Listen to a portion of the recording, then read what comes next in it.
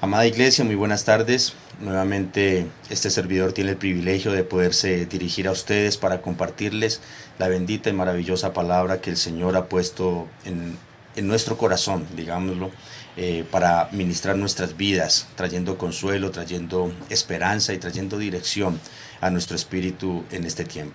Vamos a darle gracias al Señor y poner este tiempo en sus manos. Soberano Rey, en el nombre de Cristo Jesús te damos las gracias una vez más, Dios, por darnos la oportunidad de que, aunque no podemos estar congregados a modo físico y personalmente, Señor, pero sabemos que estamos unidos en el poder del Espíritu que mora en cada uno de nosotros y sobre todo unidos porque a pesar del aislamiento y el distanciamiento social que se ha presentado, Señor, nuestra cabeza como iglesia sigue siendo tú, amado Jesús de Nazaret. Te pedimos, Padre, que bendigas este tiempo, Señor, que inquietes el corazón de todos y cada uno de tus hijos, que permitas que cada corazón esté hoy dispuesto para recibir esta palabra, Señor, que esta voz que hoy escucharemos a la luz de la Escritura sea la voz tuya, Señor, que ministre nuestras vidas, que fortalezca nuestra confianza, que nos levante al que está caído, Señor, y nos instruya a los que tal vez necesitamos una dirección en esta hora, Señor. Padre, ponemos en tus manos este tiempo. Usa este instrumento, Señor amado, para que tu voz sea escuchada. Señor, en tus manos entregamos nuestras vidas. En Cristo Jesús. Amén, Dios. Dice un gran siervo del Señor, Murray M'Cheyne, Robert Murray M'Cheyne, dice lo siguiente: cuando Dios da una promesa, Él siempre prueba nuestra fe.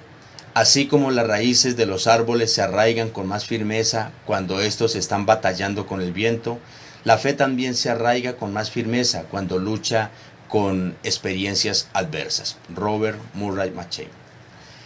Y quisiera iniciar con esta pregunta: ¿cuántos de los que estamos escuchando este mensaje hemos tenido que pasar o estamos tal vez pasando pruebas o dificultades?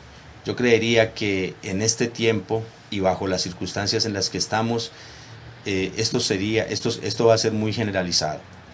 Primeramente quiero decirles que no somos ni son ustedes ni los últimos ni los primeros, ni tampoco seremos los únicos. Todos en absoluto hemos vivido o estamos viviendo pruebas o adversidades de cualquier índole, pero las pruebas llegan en algún momento, sea como sea. La palabra de Dios en ninguna parte nos promete que estamos, por ser hijos del Señor, estamos exentos de las pruebas o de las vicisitudes o de las tormentas de nuestra vida. La palabra, por el contrario, nos dice, en palabras de nuestro Señor Jesucristo: en el mundo tendréis aflicción, pero confiad. Lo más lamentable de las pruebas, aparte del dolor y el sufrimiento que éstas nos generan, es que durante ese tiempo de prueba muchos hijos de Dios tiran la toalla. Eso sí es realmente catastrófico. El tema que veremos hoy entonces, a la luz de la palabra, obviamente, pretende enseñarnos cómo, por qué y para qué Dios permite las pruebas en la vida de sus hijos. Santiago escribe esta epístola a cristianos judíos que habían sido expulsados de sus hogares y posesiones. Se dirige a gente que sufre por ser explotada por los ricos, por ser llevada a las cortes y calumniada por creer en el nombre de Jesús. A esta gente Santiago entonces les escribe en su carta pastoral, cuya primera exhortación es que deben regocijarse, es decir, estar gozosos. Y dice: tened por sumo gozo. Y a uno tal vez le parecería, qué extraña manera de dirigirse Santiago a los destinatarios de esta carta.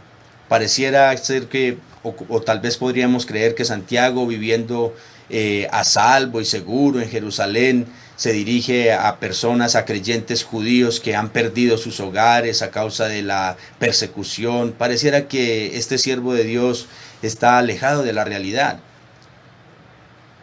Diera la impresión de que él está ignorando las dificultades diarias que la gente está enfrentando. Algunos hasta pueden decir que es el típico pastor que sabe cómo escribir sermones, pero que no se da ni cuenta siquiera del sufrimiento que la gente experimenta en su vida diaria. Pero Santiago no tiene eso en mente. Lo que él piensa en este momento, inspirado por el Espíritu Santo, es algo totalmente diferente. Y veamos, por ejemplo, nuestro primer encabezado, donde Santiago nos dice que nos gocemos en las diferentes pruebas. Y quiero invitarlos a que me acompañen, por favor, en sus Biblias a la carta de Santiago,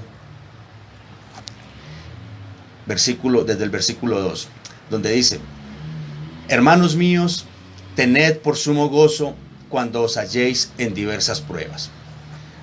A pesar, hermanos, de que las diferentes pruebas sean extremas, los cristianos debemos estar permanentemente en una actitud de gozo, según lo que está diciendo aquí Santiago, lo cual manifiesta nuestra confianza en el Señor. Cuando hablamos de diversas pruebas, implica todo tipo de pruebas, no solo las similares a las que vivieron nuestros hermanos en el primer siglo, sino a las pruebas que vivimos también en nuestro tiempo. Y humanamente sería imposible estar feliz en medio de las tribulaciones, pero si nos dejamos nosotros guiar por el Espíritu y permitimos que sea Él nuestro consolador, esto sería posible, aunque las emociones muchas veces nos traicionen. Las más severas aflicciones solo parecen intolerables si las vemos bajo la luz incorrecta. Cuando las vemos nosotros como procedentes de la mano de Dios y sabemos que ese Dios, el que está permitiendo esas pruebas, es nuestro Padre, que es amoroso, que es misericordioso y que por algún propósito que Él tiene en su mente es que nos está humillando y nos está afligiendo, entonces nuestro sufrimiento pierde su potencia, por así decirlo, y la amargura podría quedar a un lado, el luto que muchas veces embarga nuestros corazones cuando estamos en medio de prueba, eso se transformaría cuando nosotros vemos que todo proviene de Dios y que Dios está en control de todo. Todo ese dolor y esa adversidad o esa emoción que nos ahoga, que nos asfixia, puede cambiar a un gozo que el Señor nos da. Y seguramente cuando Santiago escribió esta carta, por su mente no solo estaba pasando el hecho de que sus receptores estaban dispersos, sino todo lo que esto implica para un cristiano que vive en un mundo hostil y apático. No solo a su creencia, sino también a su estilo de vida, a su forma de pensar y a sus principios y valores éticos, morales y espirituales. Hoy en día nosotros no vivimos en el mundo de Alicia en el País de las Maravillas. Vivimos en un mundo hostil también. Gracias a Dios vivimos en el mismo mundo y tenemos al mismo Dios que tuvieron Santiago y sus oyentes.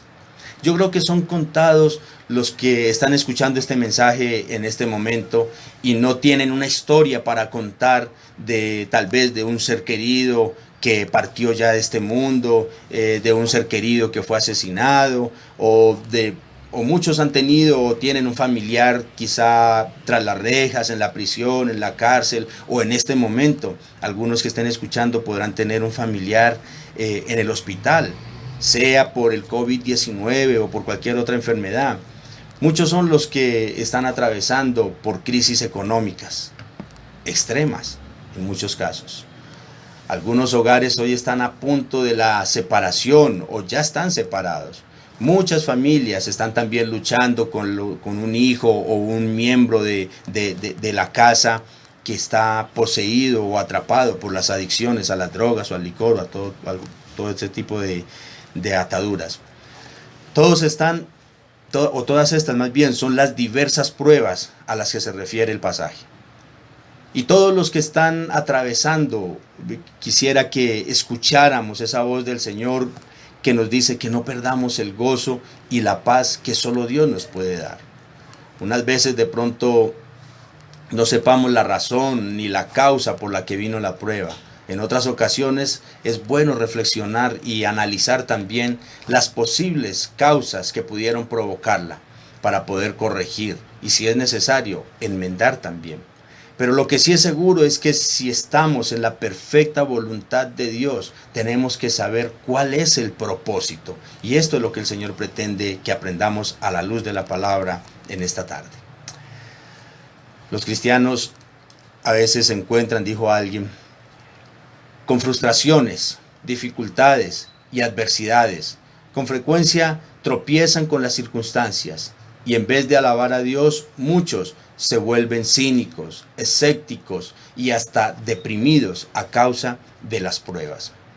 Y a ellos, a ese tipo de creyentes y a todos nosotros, es que Santiago nos dice hoy, hermanos, tengan por sumo gozo cuando Dios esté probando su fe.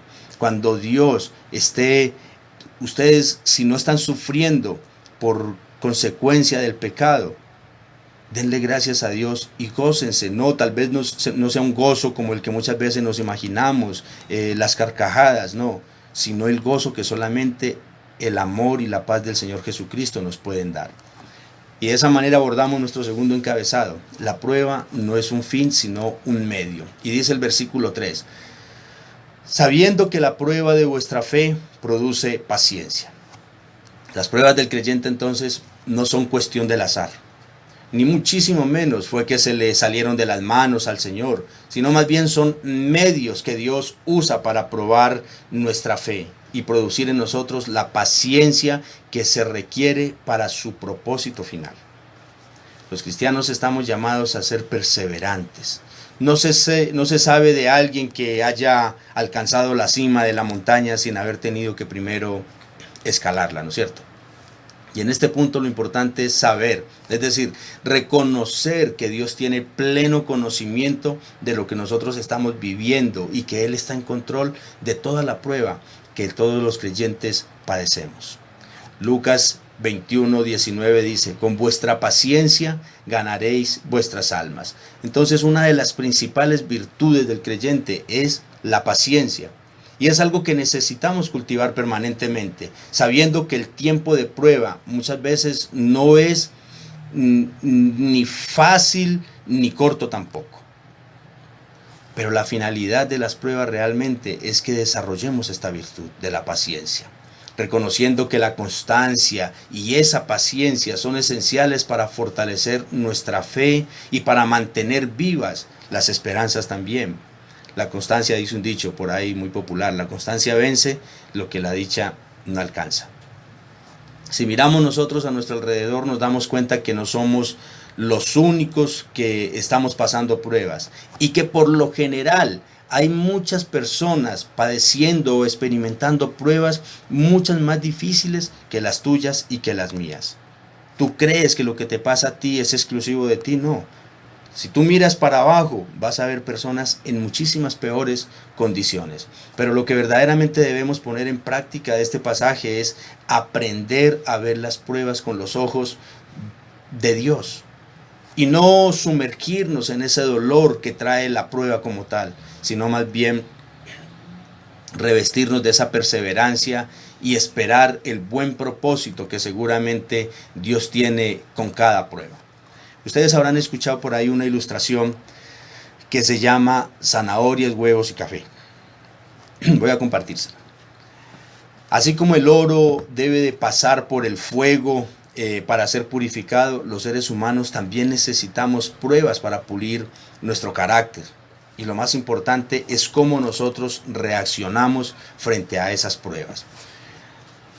Una joven se quejaba con su padre acerca de la vida.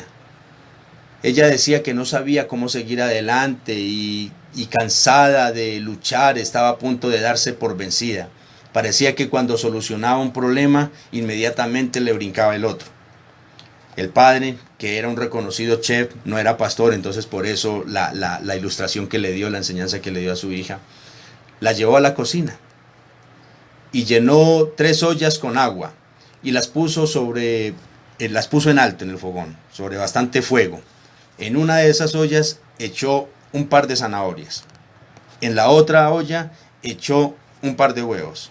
Y en la otra echó unos granos de café. La hija se quedó sorprendida, que era lo que el papá le estaba intentando explicar. Y él le preguntó, hija, ¿qué ves? La muchacha, pues, zanahorias, huevos y café hirviendo en ollas diferentes. Y le pidió que tocara las zanahorias, después de bajarlas del fogón, después de dejarlas servir por unos 20 minutos aproximadamente, bajó esas ollas y sacó los productos, las zanahorias en un lado, los huevos en otro lado, y vació la ollita de café. Y le dice a la hija, toca estas zanahorias. ¿Cómo estaban antes de depositarlas en la olla hirviendo? Estaban muy duras. ¿Y ahora cómo están? Se han desvanecido prácticamente, están muy blandas ya, se ablandaron muchísimo. Estos huevos, ¿cómo estaban? Estos huevos al romperle la cáscara, por dentro, pues estaban gelatinosos, no había nada, pero con la temperatura se endurecieron. No solo la cáscara permaneció dura, sino que ya su interior también ahora se endureció. Y con el café, no, estos granos de café que no tenían significado de nada, ahora en la olla ya se convirtieron en un delicioso café caliente que alegra y abriga el cuerpo también. Ella dice, ¿qué significa esto, papá? Estos tres elementos, le explicó el papá, se han enfrentado a la misma adversidad, el agua hirviendo por los mismos 20 minutos, pero cada uno de ellos reaccionó de forma diferente. La zanahoria fuerte y dura se tornó débil, fácil de deshacerse. El huevo, que era frágil, la cáscara fina protegía su interior líquido, pero después de estar en agua hirviendo se endureció. Y los granos de café transformaron el agua convirtiéndola en la rica bebida que reconforta y calienta el cuerpo. ¿Qué eres tú?, le pregunta el papá a la hija. Cuando la adversidad llama a la puerta, ¿eres zanahoria, eres huevo o eres un grano de café? Y sería bueno preguntarnos nosotros también, ¿qué somos nosotros, amados hermanos? ¿Somos como la zanahoria que parece fuerte pero que se vuelve débil cuando la adversidad la toca? ¿O somos como el huevo cuyo corazón era suave, era tierno, pero se endureció por las pruebas? ¿O somos como los granos de café que cambiaron esa agua hirviendo en un elemento que nos conforta, que nos deleitamos, que lo degustamos? El que es como un grano de café es aquel que reacciona mejor cuando las cosas se ponen peor. Y nosotros tenemos que aprender a ver las cosas desde esta óptica, amados hermanos. El versículo 3 habla de la prueba de vuestra fe. Y podemos verlo desde dos puntos de vista teológicos. En primer lugar, ¿qué tan grande es la fe, nuestra fe? Es decir, ¿qué tanto nosotros creemos en Dios? No olvidemos que el mismo Santiago es el que dice por allá en el capítulo 2, versículo 19, también los demonios creen y tiemblan. Pero la otra óptica podría ser esta. Podríamos hacer un paráfrasis que diga, no la prueba de vuestra fe, sino la prueba de vuestra fidelidad. Este es el significado real de esa frase. O sea, hasta qué punto nosotros somos capaces de soportar la prueba. Porque es en la firmeza, hermanos, de la fidelidad y la constancia que realmente se desarrolla esa paciencia que hace que la obra de Dios en nosotros sea perfecta.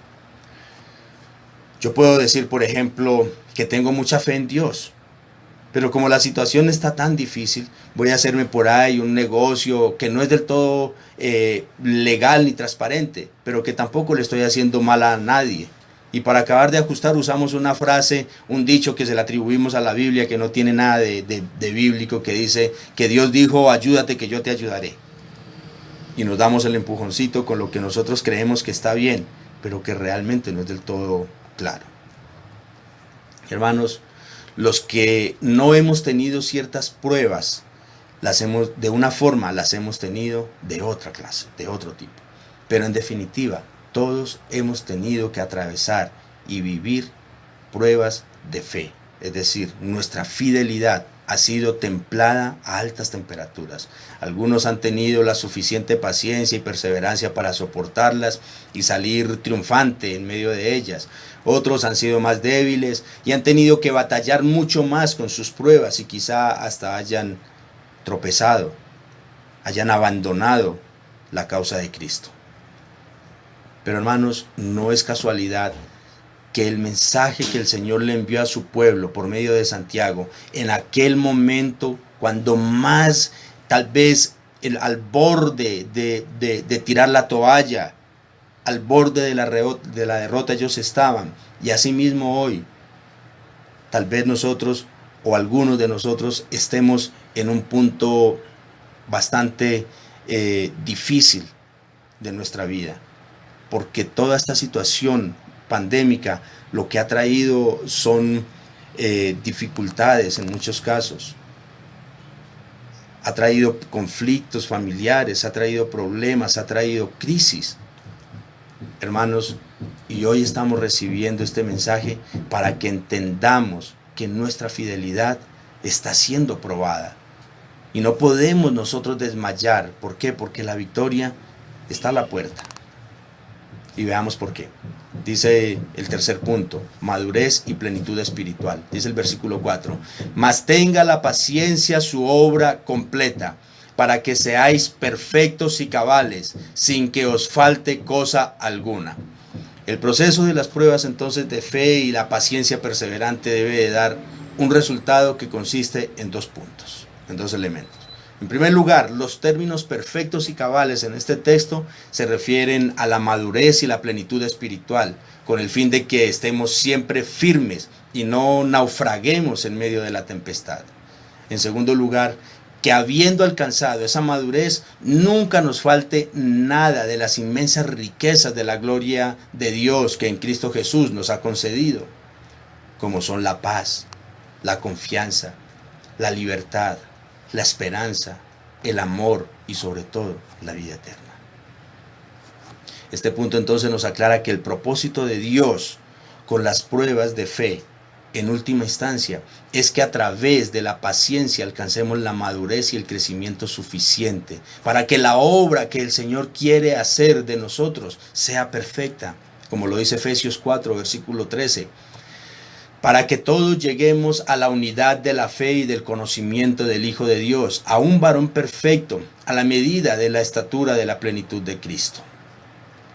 Porque un creyente maduro y completo no se va a dejar destruir, hermanos, por las adversidades, aunque sea sacudido con fuerza por ellas. Un creyente maduro no se hunde en la amargura cuando está siendo probado, y se esfuerza antes por conservar ese gozo que le da el Espíritu. Porque obviamente ese gozo no lo da el mundo, hermanos. El gozo que el Señor Jesucristo y la palabra de Dios en general nos promete no lo vamos a encontrar en el mundo, sino en Cristo Jesús. El verdadero creyente entonces persevera, es constante, paciente, hasta que llega la calma, y con esa calma la victoria también. Y el Señor conoce que un creyente inmaduro, o como diría en la definición original, incompleto en su formación espiritual, no es conveniente, por ejemplo, para un ministerio. Una persona, imaginémonos, una persona mal geniada, amargada, codiciosa, ¿cómo podrá desempeñarse, por decir algo, como pastor o como líder en una congregación? Una persona envidiosa y egoísta, con seguridad le puede causar daño a una congregación o a otra persona. Un creyente que no controla su ansiedad, que mantiene con los pelos de punta a toda hora, ¿cómo podrá ser un consejero o un consolador de otros? Por eso es tan importante la madurez. Y de hecho, el punto central de Santiago es mostrar cómo alcanzar esa madurez espiritual. Yo siempre he dicho que de los buenos momentos quedan muy buenos recuerdos, pero de los momentos difíciles, de las adversidades, de las dificultades, quedan grandes enseñanzas y experiencias que enriquecen nuestra vida, con las cuales podemos también enriquecer la de otros. Tú de buenos recuerdos cuentas historias, muestras fotos, pero no tienes mucho que enseñar. Pero de las pruebas y dificultades es en las que tú más te has enriquecido. Así que el sufrimiento desarrolla el contentamiento cuando nos encontramos en necesidad. Es lo que nos dice Pablo en Filipenses 4:12. Sé vivir humildemente y sé tener abundancia. En todo y por todo estoy enseñado. Así para estar saciado como también para tener hambre. Así para tener abundancia como también para padecer necesidad. Esta actitud es el resultado de la madurez espiritual, hermanos. De estar gozosos, ser fiel al Señor, ser pacientes y constantes y mantener la confianza y la esperanza bajo la presión de las pruebas nunca ha sido ni será fácil, iglesia. Pero esta actitud es la que realmente manifiesta la madurez del creyente. Hasta los incrédulos están felices y contentos con los buenos momentos, en los triunfos, en los éxitos. Pero solo los hijos de Dios, los que tienen la suficiente madurez, los que han crecido en el Espíritu, conservan ese gozo y esa alegría y esa esperanza en medio de las tribulaciones y las adversidades. El fruto de las plantas madura por las variaciones del estado del tiempo. Y de la misma manera, la madurez del cristiano se alcanza por las diferentes pruebas y exámenes que tiene que pasar. Imagínense, si un agricultor siembra algunas semillas en su finca, pero todo el año lo cogió el verano, no puede esperar una cosecha, ni tan siquiera que nazca. O si lo cogió solo el invierno todo el año, va a pasar igual. Debe de haber tanto sol como agua también, verano como lluvia. Y en la vida del creyente no todo puede ser gozo, no todo puede ser alegría, no todo puede ser placer. Hay pruebas que nosotros debemos de asumirlas con mucha humildad, hermanos, sabiendo de que Dios está en control. Así que, hermanos, el objetivo de este sermón es consolar y traer esperanza a todo el pueblo de Dios. Así como también ayudarnos a que reconozcamos que el Señor tiene un propósito con cada situación. Y ese propósito es que alcancemos esa madurez y la plenitud espiritual, desarrollando la paciencia y cambiando la actitud negativa y derrotista que muchas veces asumimos, con una actitud de gozo y gratitud, sea cual sea la circunstancia, hermanos, que estemos atravesando, sea cual sea. No perdamos la gratitud con Dios, porque siempre habrá algo o muchas cosas para agradecer al Señor. Y quisiera concluir con una invitación a no darnos por vencidos, ni a claudicar en medio de las pruebas. Quizás estemos pensando que es muy fácil decirlo, pero que otra cosa es estar en medio de la tormenta. Pero quiero que sepan que los problemas y las pruebas, todos los hemos vivido y tal vez los estemos viviendo de una o de otra manera. Pero por muy grandes y difíciles que sean, nunca serán más grandes que nuestro Dios. De manera que permitamos que los frutos del Espíritu, entre ellos el gozo y la paciencia, maduren en nosotros, al punto de alcanzar esa plenitud y la solidez espiritual que nos sostenga firmes y estables en la fe, en la confianza y en la esperanza en Cristo Jesús. Hermanos, todo en esta vida pasa, y con toda seguridad la tormenta de la prueba también pasará. Pero tengamos siempre presente que solo los que perseveran hasta el final son los que reciben la recompensa. En los momentos de dificultad y de prueba podemos resistir para fortalecernos o tomar las peores decisiones de nuestra vida. Hermanos, vamos a darle gracias al Señor. Soberano Rey, te damos las gracias, bendito Señor, porque tu palabra siempre será oportuna y muy necesaria en nuestra vida, Dios. Gracias, Padre bueno, por esta porción de la Escritura por medio de tu siervo Santiago, a quien inspiraste un día, Señor, y que él escribió para fortalecer, para sostener, para animar a un pueblo, a una iglesia que estaba siendo perseguida, Señor, arrinconada. Hoy tal vez no estemos siendo perseguidos ni arrinconados de esa misma manera, Padre, pero estamos atravesando pruebas, dificultades, crisis, Señor, desasosiego, incertidumbre, Padre bueno. Señor amado, y te queremos rogar en el nombre de Cristo Jesús, que por favor nos ayudes a aferrarnos fuerte de tu mano. Que cuando por una u otra razón nos soltemos de ti, Señor, tú, bendito Dios, nos tengas con todo tu poder y tu gracia, amado Rey, para que no nos desviemos, Señor. Ayúdanos a tener siempre en nuestra mente y en nuestro corazón tu palabra, tu promesa, y recordar siempre tu fidelidad, Dios. Te doy gracias, Padre bueno, porque creo que con esta palabra has ministrado y ministrarás nuestras vidas, amado Señor, como también con todo el resto de la Escritura, Padre bendito. Señor, levanta al que está caído, Padre. Dale fuerzas al que hoy se siente débil, amado Señor. Muéstrale la salida al que en esta hora se está sintiendo acorralado tal vez por las dificultades que está atravesando, Padre bueno. Que nunca pongamos delante de nuestros ojos la montaña de la prueba como si fuera más grande que tú, Señor amado. Que por encima de todas esas dificultades, amado Dios, podamos ver la luz de tu presencia sobre nuestras vidas, Dios mío santo. Bendice a cada hermano, bendice su hogar, su familia, su trabajo, Señor. Bendice sus negocios, bendice la salud de tu pueblo, Dios mío, pero sobre todo, Padre, bendice la fe y la esperanza en cada corazón, amadísimo Dios. Padre, te damos gracias por permitirnos escuchar tu voz y a través de ella el consuelo, el ánimo, la fe y la instrucción también. Te alabamos y bendecimos en Cristo Jesús, Señor y Salvador nuestro. Amén y amén, oh Dios. Amada iglesia, que el Señor les bendiga grandemente conforme a las riquezas de su gloria. Reciban un fuerte abrazo fraternal. Dios los acompañe siempre.